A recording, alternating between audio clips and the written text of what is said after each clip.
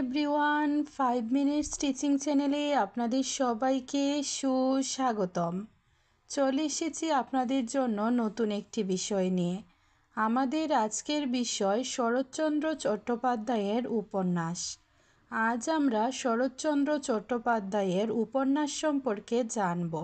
শরৎচন্দ্র চট্টোপাধ্যায় 1876 খ্রিস্টাব্দের 15ই সেপ্টেম্বর হুগলি জেলার দেবানন্দপুর গ্রামে জন্মগ্রহণ করেন। তার পিতার নাম মতিলাল চট্টোপাধ্যায় এবং মাতার নাম ভুবন মোহিনী দেবী। শরৎচন্দ্র চট্টোপাধ্যায় বিভিন্ন উপন্যাস রচনা করেন। তিনি যেসব উপন্যাস রচনা করেছেন সেসব উপন্যাসে বাঙালি নারীর প্রতিকৃতি অঙ্কনে অসামান্য দক্ষতা দেখিয়েছেন। আজ আমরা শরৎচন্দ্র চট্টোপাধ্যায়ের উপন্যাসগুলো সহজে মনে রাখার জন্য ছোট্ট একটি গল্প মনে রাখব। এই গল্পটি হলো বামুনের মেয়ে পরিণীতার আজ বিয়ে। সমাজের নিয়মে দেনা দেওয়ার জন্য পণ্ডিতমশাই দাবি করেন, যা দিতে না পারায় চরিত্রহীন শ্রীকান্ত দত্ত দাস তাকে বিরাজের বউ হতে দেয় না। তাই বিরাজ শেষ প্রশ্নটি উইলে লেখে গৃহ ছেড়ে দেবদাস হয়ে যায়। এই গল্প ব্যবহার করে আমরা শরৎচন্দ্র চট্টোপাধ্যায়ের উপন্যাসগুলো খুব সহজে শিখতে পারব। তাহলে চলুন দেখে নেওয়া যাক উপন্যাসগুলো কি কি। বামুনের মেয়ে পরিণীতার আজ বিয়ে।